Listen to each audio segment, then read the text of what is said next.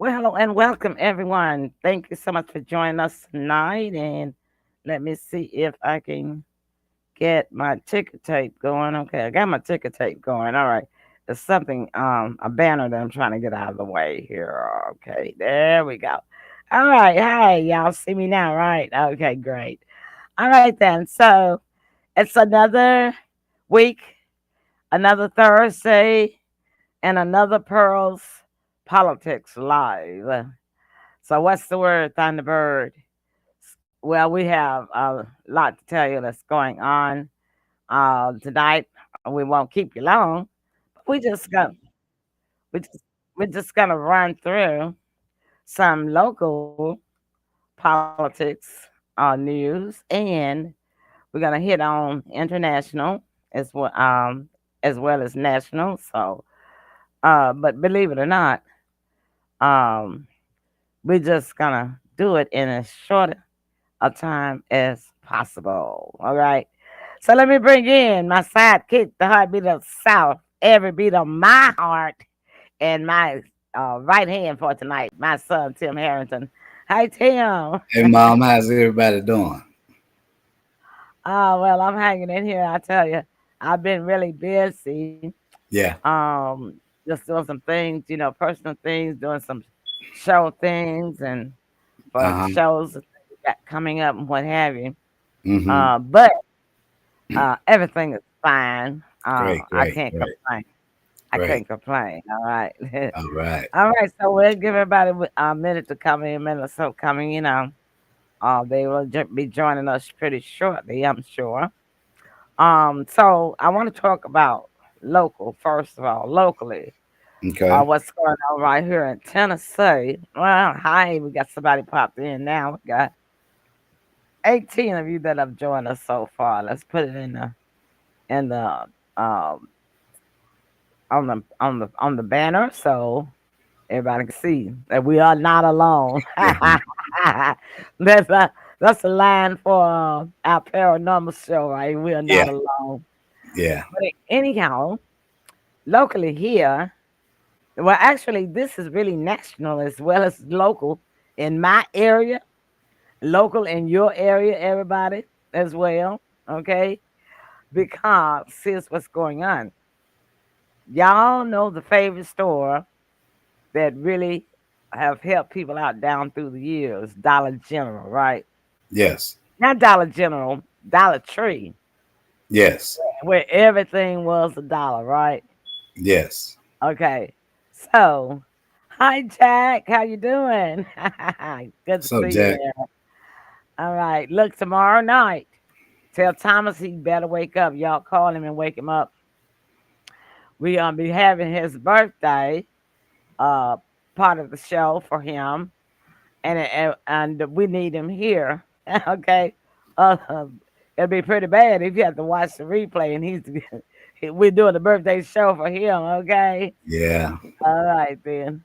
So anyhow, yeah, and then tomorrow, hey Rowan, that's Rowan, and so yeah, I've got everything ready for Thomas's Hey, birthday Rowan. for tomorrow. Okay, and so tell him to be here or be square. All right. Um, and so locally, near me and near you. I don't know about the UK, but I'm talking about the Dollar Tree store where everything used to be a dollar. Then they went up to $1.25. Well, they are closing them nationwide. They are, What? yeah. Oh no. Yeah. All I'm gonna say is he in bed and hop on Discord. Cause you in bed. Oh, okay. And I That's my favorite. That's finger my crossed. favorite shopping spot. Yeah, they gonna close down 3,000, and they don't have any word on which ones and which cities and states they're gonna shut down. But this is their second quarter of them losing money. Economy, Really? economy. Yeah, well, they went up to $1.25. They were trying to cover their cost of their loss, but hey, it just people just really couldn't afford. Some people just couldn't afford $1.25, right? And so, so Well, me being a regular, most of the people I always see it busy though. well, I I don't know, but they said they've lost money 2 quarters in a row.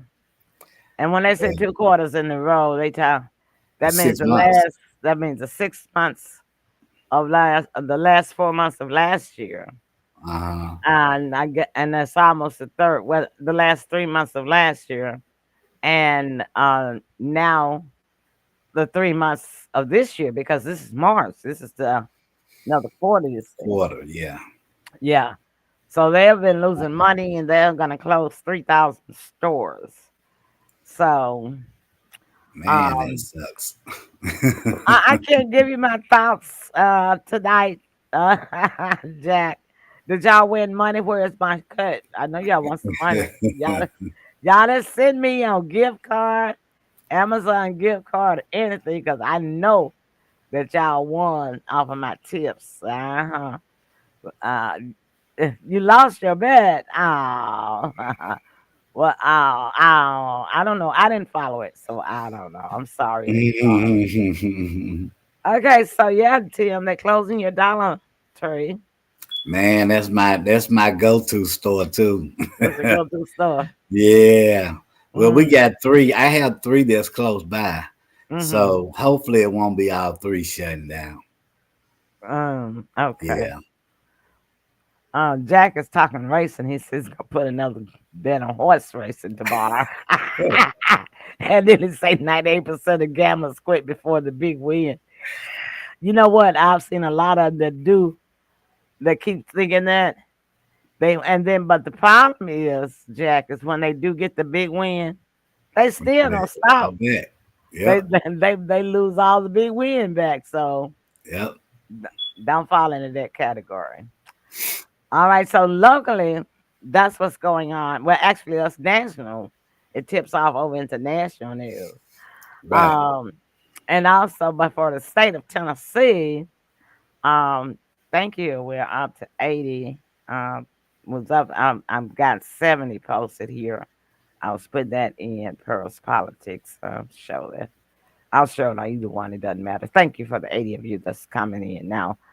Um, that was 70 right there. Okay.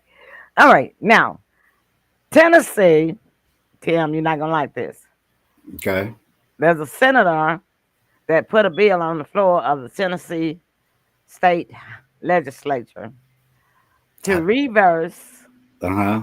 the po- the newest police safety ordinance that was passed in recognition of the Tyree Nichols beating that prevents policemen from just stopping people over pretextual, they call it, for a broken tail light, or just pulling people over for expired tags and that sort of thing. So this particular senator that doesn't even live in Shelby County now, he wants to take it off the books and let it go back to the way it was, where cops can pull you over for anything they want to, or if they just have the inkling to pull you over. What do you think? Mm. You know, that knife cuts both ways. I, given the state of our city, I would agree with it. Uh, Most of the percentage of your criminals are more active at night, and they're usually one or more of them in a vehicle. Um, if I had to guess, I would say probably 50%, if not more, of our crimes are at nighttime. So I would be in agreement with that. If you'd Mhm. asked me that 20 years ago, I would have been against it. But now that Right. I'm older now, Yeah. I would have to agree. I would agree with him. Yeah. I Yeah, understand what you're saying. Okay. right. Because if they never pull them over, they can't catch them. You know what I Uh-huh. mean? Yeah. You're right about that. Um, well, yeah, I do. I understand that. And so you're saying that the criminals probably will have the broken tail lights Yes, or the expired tags. yes, uh, yes. Because the Um, criminals that need to be really caught are they are traveling in vehicles. It's usually Most of more. the time, though, they're traveling the vehicles that's stolen, that's got Yeah, uh, that's true. accurate tags, and the tail lights are not broken. Yeah, yeah, you're right. But I would have to be it since the crime is so high. I would have to be in agreement with it. All right, Um, all an right. ounce of prevention is worth a pound of cure. Hmm. Yeah, I understand what you're saying. Well, I guess it does. Some want it, some don't. Some yeah. like it, some don't. All right. Well, look, let's switch on over to national news. Okay. All right. So, uh, politics, elections. Trump Yes. got a favor from a judge in um the Georgia Atlanta in the Georgia case. I have that piece too. All right. Well, let's watch this video here, Okay. and then we'll talk about it. Okay. Today, a Fulton County judge dropped 3 counts against Donald Trump. Atlanta News First political reporter Doug Reardon live tonight outside the Fulton County Courthouse for us. So, Doug, these new developments actually clear the way for Trump to possibly get indicted again. Attorney Fani Willis 6 months to re-indict those 6 charges that he said were too vague to be included in this version of the indictment. They all have to do with conversations Trump and his co-defendants had or tried to have with Georgia officials, including that now infamous phone call at the center of it all. All I want to do is this. I just want to find 11,780 votes. After the 2020 election, conversations Trump and his co-defendants had with Georgia officials, including that phone call to Georgia's Secretary of State Brad Raffensperger, became the basis for the Fulton County election indictment. But on Wednesday, Fulton County Judge Scott McAfee decided 6 solicitation charges in the indictment were simply written too vaguely and dropped them from the case. I think the judge got it right. You have to give enough specificity. Attorney Suri Chada Jimenez says the charges only claim that Trump and others pressured officials and lawmakers to violate their oaths of office under the U.S. and Georgia Constitution. What is that? I have no idea what is that. That is akin to me telling me you are going to trial because you broke the law. Which law?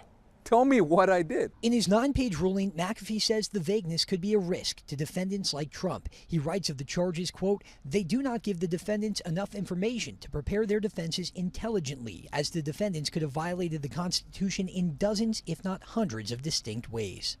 What you need to say is you need to say what part of the Constitution was alleged to have been violated so we can focus on that. Also on Wednesday, Governor Brian Kemp signed a bill into law that would put more oversight on Georgia prosecutors. It took almost 2 years to make it to his desk, and the bill's sponsors claimed it was not meant to be a method to remove DA Fani Willis from office. Well, Fani Willis is not unlike any of the rest of us. When she does her job as she sees fit, and certainly sometimes there can always be questions. And Now, this ruling was months in the making, and attorneys for some of these co-defendants had asked McAfee to rule on these specific charges way back when this first started. And oh, by the way, this probably won't be the biggest decision that he makes this week. By the end of Friday, McAfee will come to us with a decision on whether or not to remove District Attorney Fani Willis from this case altogether over her relationship with the top prosecutor in the indictment. So we'll have that for you at some point between now and the weekend. But for now, I'm Doug Reardon, live from outside the Fulton County Courthouse. All right, then. You heard that, huh? Yeah. Let me clear something up for people that's not aware of the full background of this. That prosecutor, the special prosecutor, which is the one that Fani Willis is accused of having inappropriate relations with. Now, this guy has never in his entire law career even handled a felony charge, right? You say, why is that important? Because you're talking about a RICO. A RICO is one of the hardest cases to even to go to trial on, because it is so many moving parts that are involved in that. Now, it's a total of 41 charges, right? So let's take away the 6 that they just dropped.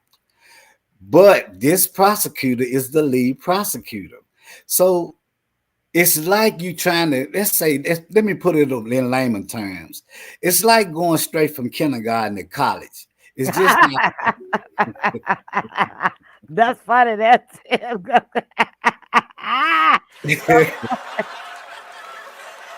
it's just not possible to be done. And what they're going to find, and what this judge is going to find, which he's already found because he's going to render his decision tomorrow, is that those type of errors are going to be throughout the whole complainant charges, because he doesn't have the experience. He was only appointed due to the favoritism that was given to him by Fani Willis, and it's going to be a laughing stock. Yeah. I understand, and I agree with you wholeheartedly. You can't just come out of the gate when you've been what do they call them? Legal aid attorney. When you've been a legal aid attorney, you can't go and file no big prosecution That's case. right. That's right. You got to have experience in filing. You got to know how to word it, and that's like the attorney that was in the interview. He was saying, right, you can't just have an ambiguous charge. The charge has to specify precisely what part of the Constitution did you violate and how you did it. And you can't just say, well, you violated the Third Amendment of the Constitution. Well, really, how? Right. Yeah. So yeah. And any lawyer will tell you, the RICO acts are the hardest to prosecute because it's so technical. It's so many moving parts of that's involved. And this guy here, he was way out of his league from the beginning, and it's just going to show. It's just going to show in the work, and we'll find it out tomorrow by the end of business. Yeah, it's like in NASA. NASA spends I don't know how many hours getting those spacecraft exactly right. Before they set it up a million miles away, Right. And it's like he trying to send a go-kart to space. Yeah. It just don't work that way in the law. No, it takes an experienced attorney. Yeah, he's not, right, and he's not seasoned at all. Nah, and that infamous phone call was really the center of his opponents. Yes. And people that didn't like him and people that wanted him out. That was the whole center of them filing all of these lawsuits one after another. Absolutely. And you know what else? One thing about a RICO case, you don't get a second bite at the apple. What they filed and what they're accusing. Well, he's saying here now, they're saying that the judge is giving her 6 months to refile. Well, here's the thing: we don't know what the outcome is going to be Friday because they may be off the case altogether. due to the fact that him You're and right. her were having relations. You're So right. that's what everybody is really waiting on. Waiting on. To see.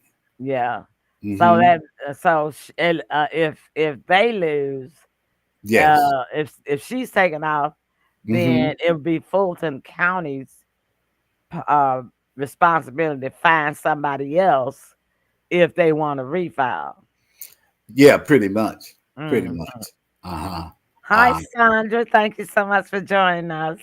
Yeah, so I mean that's the real meat and potatoes that everybody is anxious to see tomorrow.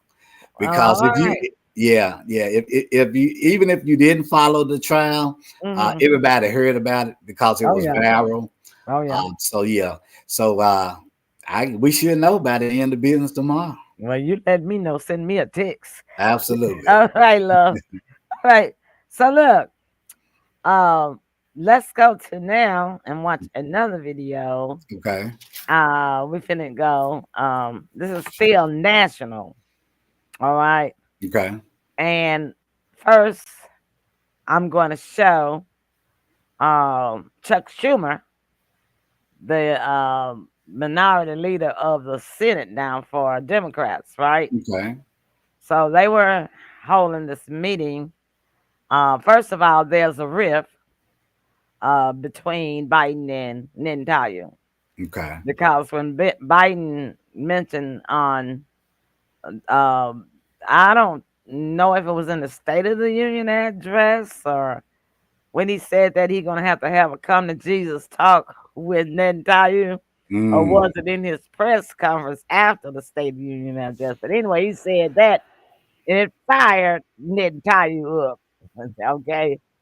Baby got fired up and he made comments back. So I guess we should watch this first. Okay. Comments. But this is twofold. Well, I'm gonna show. Yeah, okay.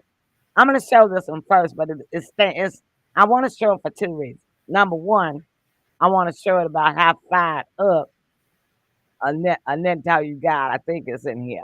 Okay. The other reason I want to show it is because if you recall last week, I told you that Israel's news channels and all of his groupies talk about President Biden in the United States really bad behind their back. Listen to this. A senior Israeli official firing back at the U.S. after its intelligence report warned the Israeli prime minister's government, quote, may be in jeopardy. The war between Israel and Hamas, which began when the terror group attacked Israel on October 7th, is now on day 159 with no ceasefire or hostage release deal expected anytime soon. In a statement to the Times of Israel, that official accused the U.S. of trying to oust Prime Minister Netanyahu, saying, quote, those who elect the Prime Minister of Israel are the citizens of Israel and no one else, adding, quote, Israel is not a protectorate of the U.S., but an independent and democratic country whose citizens are the ones who elect the government. We expect our friends to act to overthrow the terror regime of Hamas, not the elected government in Israel. Aryeh Lightstone served as senior advisor to U.S. Ambassador to Israel David Friedman during the Trump administration. He joins us now live to discuss all of this. Good morning, and thank you so much for taking the time to be here with us today. Good morning, Josh. Nice to see you again. All right, so I do want to get your initial thoughts here as we have this senior official in the Israeli government there providing this statement. We know there's been the comments by President Biden against Netanyahu. Netanyahu responded. I just want to get your overall take on all of this. Well, play the game. Who would you say this about if it was not about Israel? Meaning, have you ever seen the Biden administration condemn Zelensky? Have you seen the Biden administration interfere in United Kingdom politics? Have we seen them interfere in French politics? And the answer is they have not. And then if you look at the opposite of that, have we seen them make these comments about Hamas or the Palestinian Authority or any of the other autocratic regimes that exist in the Middle East? And then you have to ask, whose side is the United States of America on? Our democratic ally Israel or the terror raping and beheading regime Hamas? And if it's not clear, the president is doing a bad job. And I'm here to tell you, the president is doing a bad job. Do you feel that there's any sort of shift, any sort of division between the U.S. and Israel now? Because right after October 7th, we know, the connection was there. There were a lot of comments that showed that the U.S. stood with Israel. Has anything changed over the past several months? Well, it really changed on President Biden's visit, which was highly touted and was much appreciated. He showed up during the war, and he should be recognized for that. He sent aircraft carriers, and he should be recognized for that. But something that wasn't reported on was the PA, the Palestinian Authority, Egypt and Jordan refused to meet with him when he landed in Israel based upon that fake news story that spoke about Israel blowing up a hospital. Turns out the hospital wasn't blown up, and it wasn't Israel. But on that pretense, Jordan, Egypt, and the Palestinian Authority refused to meet with President Biden. And at that point in time, President Biden didn't slam his fist on the table and say, I am the president of the United States of America and the leader with a free will. If I call you to a meeting, you will show up. And when that did not happen, it evidenced enormous weakness. And all you've seen since that moment is continued weakness, because once President Biden decided that he couldn't get that group on his side, he was going to push Israel as far as humanly possible. And these calls for ceasefire, these calls for building a pier for Gaza, who's going to drive the trucks after they get off the pier, has just been a complete and total distancing of U.S. support for the state of Israel. Do you think there's ever a time where the U.S. will actually have troops on the ground there in Gaza as the war does continue? Ironically enough, under President Biden, that is certainly possible for reasons that make no sense. Israel has not asked for troops. Israel will not ask for troops. But essentially, in order to further complicate a complex military zone, President Biden may very well put U.S. troops on the ground, not to defeat Hamas and not to bring back American hostages who are still there, but rather to be able to stop our ally Israel of finishing the job of defeating this murderous regime, Hamas. The last time I spoke with you, it was right after October 7th. You were speaking to me from essentially a bomb shelter at that point. What have the last several months been like in Israel since October 7th? So, broad question. I can paint it with some strokes. Number one is, I think across the free world, there's been a concern about kids 18 to 35, that they live their lives like this and measure friends based upon, Instagram and likes based upon, a little heart on the screen. And if you look at the 18 to 40-year-olds in this country, my goodness, do you have a positive outlook on what the future looks like? Because they have sacrificed literally everything for the sake of their country and for the sake of their future. And what they've dedicated has been so enormous. The morale here is, if you can be 105 out of 100, you would be at 105 out of 100, because from an Israeli perspective, there is no more moral or more just war than this one. And people are willing to do anything in order to ensure that Israel gets to that victory. At the same time, there's meaningful concern about the North. Just in this week, only on Wednesday, there have been over 250 rockets fired by Hezbollah at Israel in the North. That is simmering into what could turn into a second front of a meaningful and frankly nerve-wracking war, especially when you don't know where the United States of America is going to fall out in this particular battle. When it comes to a possible ceasefire, there's, of course, the discussion of the importance of the release of the hostages. But specifically when it comes to a possible ceasefire, what are the thoughts from people within Israel? Every single person in Israel is walking with two hearts. Heart number one says the number one priority is to bring the hostages home. That is the moral obligation of the state of Israel. And heart number two says it is the moral obligation of the state of Israel to make sure that Hamas cannot perpetrate this attack ever again. Now, those two do not walk parallel. They intersect, because Hamas knows that the only leverage that they have left in the world is the hostages, and they will hold on to them as best as humanly possible. It has been one of their arguments that they will not release the last hostage until they know that there is not a temporary ceasefire, but a permanent ceasefire and the evacuation of all Israeli troops from the Gaza area. I don't know how a government of Israel will be able to function and tell its people that we are protecting you, meaning the state of Israel is protecting the people of Israel, unless it finishes the job and eliminates Hamas from all of Gaza. Because if they don't finish the job and they don't eliminate Hamas from all of Gaza, whether it's 1 week later or 1 year later or 2 years later, this same thing will happen again. And it's reprehensible and tragic enough that it happened one time. A second time would be of epic proportions. Want to talk a little bit more about Hezbollah? We were just discussing that. Okay, so we're gonna stop it there, right? Okay. So let's now go back to the top of the show there, what he was saying about Biden. Okay. All right. Now, did you hear how bad he was talking about Biden? Yes. What do you think? When you say talking about Biden, you're talking about the guy that was being interviewed? Yeah. As he should. As he should. I would agree with it. He didn't speak it.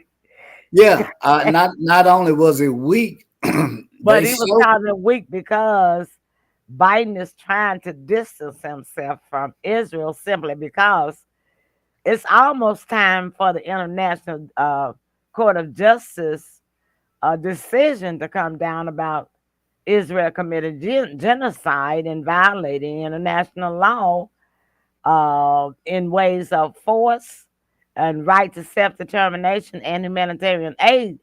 And Biden trying to distance himself from Israel at the last minute, 11th hour, to try to keep the United States from being named in this decision. But it's too late for that because the offering of the application for the decision included the name of the United States. Yes.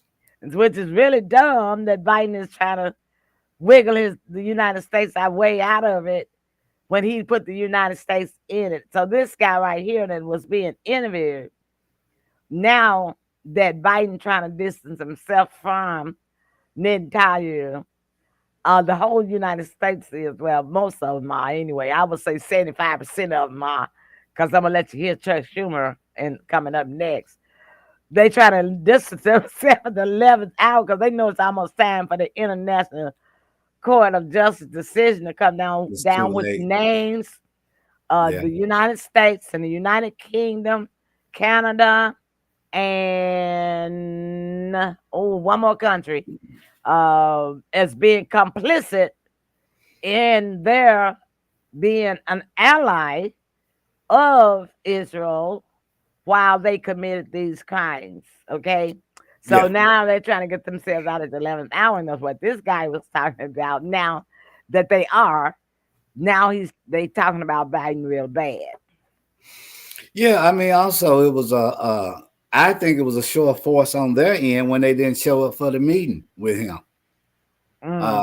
That was a big slap in the face. Oh yeah, it was. Yeah, anytime that you don't have that authority, oh man, oh yeah, that was just horrible. So he was right in a way about Biden being weak. And we can all agree he's weak. Right. Whether you no matter which side you on, we all can agree. Right. That Biden is weak. Okay. Right. But it's one thing to say that. It's another thing to show it. And they showed it. Yeah. It's a difference. Check out what Chuck Schumer said today. Okay. The U.S. government should demand that Israel conduct itself with a future two-state solution in mind. We should not be forced into a position of unequivocally supporting the actions of an Israeli government that include bigots who reject the idea of a Palestinian state. See how he's trying to wiggle the United States out of this. Listen, keep listening. The U.S. government should demand that Israel conduct itself with a future two-state solution in mind. We should not be forced into a position of unequivocally supporting the actions of an Israeli government that include bigots who reject the idea of a Palestinian state. Israel is a democracy. 5 months into this conflict, it is clear that Israelis need to take stock of the situation and ask, must we change course? At this critical juncture, I believe a new election is the only way to allow for a healthy and open decision-making process about the future of Israel, at a time when so many Israelis have lost their confidence in the vision and direction of their government. I also believe a majority of the Israeli public will recognize the need for change, and I believe that holding a new election, once the war starts to wind down, would give Israelis an opportunity to express their vision for the post-war future. Of course, the United States cannot dictate the outcome of an election, nor should we try. That is for the Israeli public to decide, a public that I believe understands better than anybody that Israel cannot hope to succeed as a pariah opposed by the rest of the world. Thank you for watching. Go to newsnationnow.com to find News Nation on your All right. So that's what the dude was talking about when he said the United States trying to oust Prime Minister Netanyahu. Yeah. Yeah. So now you see what's going on between the love bugs. Yeah. And I mean, like you stated, it's way too late for that. You know what I mean? We're in it. Now we're stuck in it. And let's be clear, people. This is our election year here.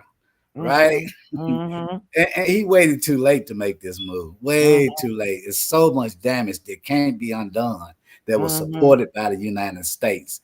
And as we should be named in it because he put us in it. And he bagged all those war crimes. Yeah.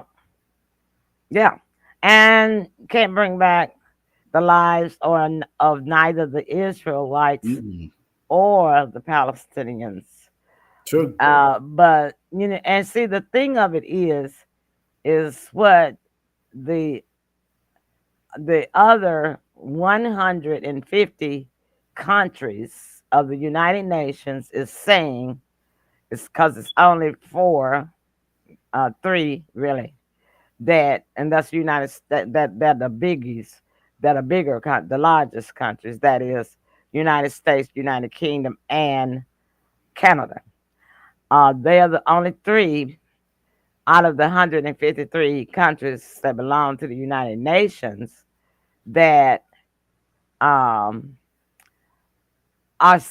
that stood with Israel while these crimes was being committed. They kept vetoing the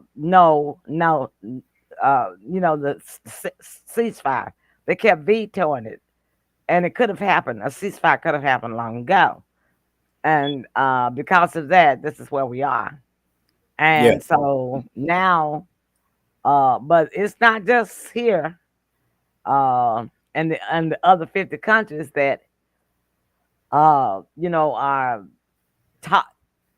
struggling, I should say, with what's going on because we don't like to see what has happened. The Israelites are protesting too. They are protesting. I saw a sign. They marching with signs in front of even Prime Minister Benjamin Netanyahu's house, not let alone the courthouse. I mean the government house over there, with signs that say "Crime Minister," CRIME minister, and these are Jewish people that live right there in Tel Aviv and in the heart of Israel. Yeah. So he got some of his own people that are calling him crime minister. Yeah. I mean, let's be clear. I love my country. I serve my country. I'm just much of a patriot as other patriots. Right. But let's be clear here. It's about accountability. Mm-hmm. And he backed these war crimes. And as we all know, war crimes have no statute of limitations. That's true. So therefore, you, sir, are guilty. Mm-hmm. As he should be. Mm-hmm. What it serves, because it's two of them. Three of them, really. Because Yeah. you got King Charles over UK, right? Mm-hmm. You got Biden over US, and then you got I forget his name. Oh God, over Canada. Men, all men. So and then Netanyahu. So you got these 4 horsemen that are guilty. Yeah, it takes me back to a children's nursery rhyme. I mean, if John jumps off a bridge, are you going to jump off a bridge too? It's the blind leading the blind, and they will follow behind the U.S. And I mean, it's a crime. It's no way you can cover it up. You know what I mean? And to even try to cover it up is more of an insult. Mm-hmm. Mm-hmm. Now is the time for you to stand up and take accountability. You were wrong. We were dead wrong. And Yeah, well, but here's the deal. Mm-hmm. They did say they was wrong with the Iraq war, 20 years after? Yeah. So Weapons of mass it destruction. won't be Biden that says that the United States was wrong.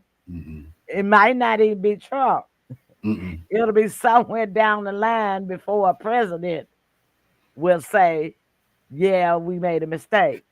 Yeah, I mean, like I stated earlier, it's an election year here, right? He just gave his State of the Union speech. Okay, so now you're trying to clean up. It's too late. It's too much damage that's been done. Mm-hmm. We know it. They know it. Everybody know it. Yeah, I agree. Yeah. Well, I'll they tell can't you have it. That's the thing about it. They can't have it like that. We can see. We can see. Yeah. Well, the media has been hiding it for 5.5 months. For 5 months, but now in this last 2 to 3 weeks, more footage has been pushing its way through because I know they still got guards at the gate on national media here. Yeah. And on these platforms, but it's getting pushed through because the truth is gonna it's gonna come through. The truth always wins. Absolutely. And what's done in the dark is gonna always come to light. It's true. And this is what's happening. Mm-hmm. And I'm gonna say this because I had cut off my thought. I was what is it? My brain was going faster than I could talk. Right. But I was talking about the other 150 countries, and me myself included. What I was trying to point out is what we are seeing is this.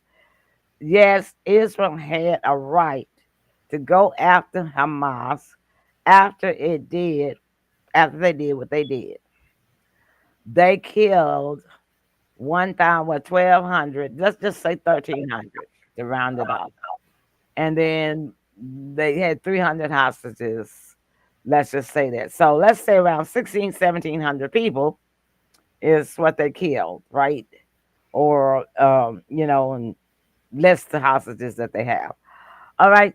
But what me and the other 150 other countries are saying is this.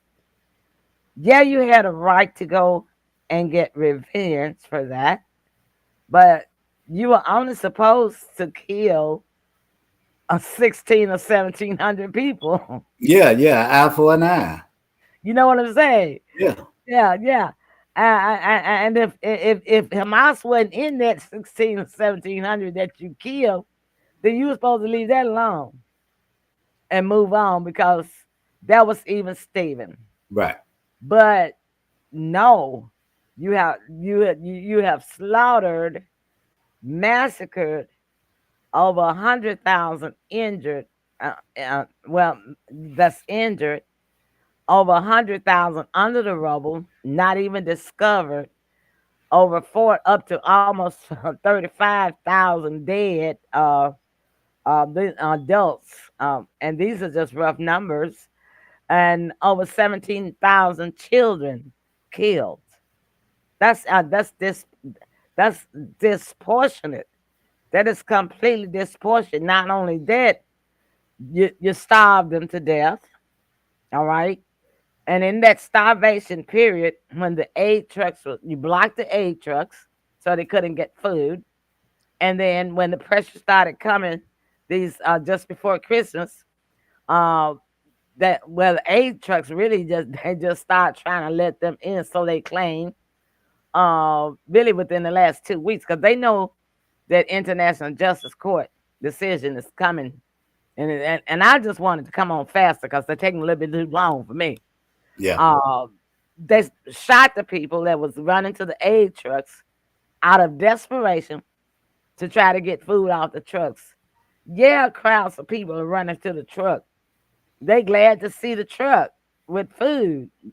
They wasn't trying to hurt nobody. It's a decoy. They didn't even have weapons. And so the tanks, Israel had its tanks with soldiers on the ground. They lied at first and said wasn't no tanks on the ground. They didn't have no soldiers around the trucks. Then when the pictures came out, they had to say that they were there, but they thought they were in danger. How you thought you in danger and you in an iron truck, an iron tank, and you shooting with a big old gun? Yeah. They killed 180 people, shot them to death just because they were trying to run to the truck to get food. They were trying to get food off of the trucks. Yeah. I don't condone it in any shape, form, or fashion. But what we have to realize, and it's very ugly, when you're dealing with a criminal. Unfortunately, we don't get the privilege of telling a criminal how to be a criminal. You're right about that. It basically boils down to good and evil. Yeah. You can't say, well, he's a little evil. No, you either good or you bad. You're a little evil. He's all the way evil. Yeah. So you either good or you evil.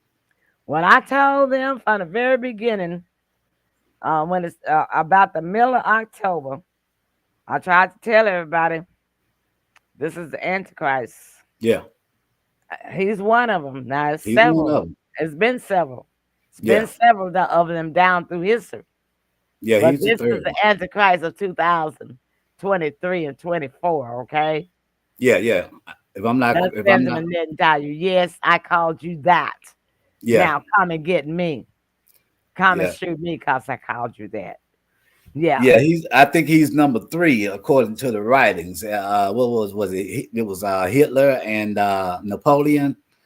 Napoleon first, then Hitler. And then Hitler, and now him. All right. And blood has been shed in Israel, and the scripture says that once blood is shed in Israel from war, that's when Jesus is coming back. Yeah. And he's coming back with a vengeance. That's what it says. And Benjamin didn't tell you, I wouldn't want to be in your shoes because he might be coming in the next few weeks. Yeah.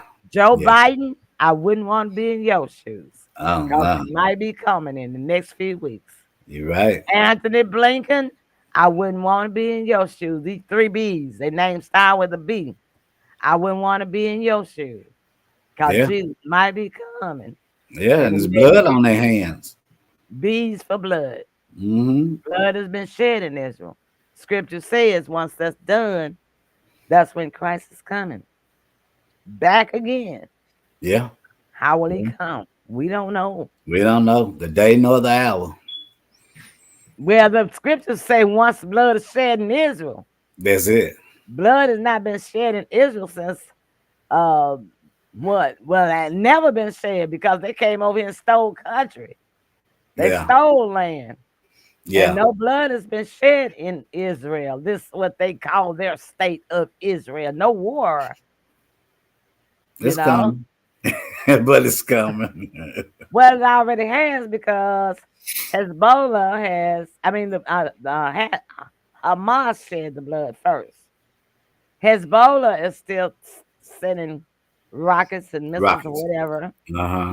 And they have a few hits. They've killed a few. And, so blood has been shed now. Yeah. Definitely has. That's when the Bible says that Jesus is coming. When he comes, he's bringing with him his war angels. Yeah. That's why I say I would not want to be an Israelite because when he comes, he's taking vengeance Yeah. on the Israelites, not on nobody else, because Israel was not supposed to be a criminal to shed that much blood. They took control of the Gaza Strip. They took control of East Jerusalem. They took Right. control of West Jerusalem. So that's Israel. That's right. And so this man has shed the blood of all of those numbers of people. And believe it or not, some Palestinians are and were Jewish.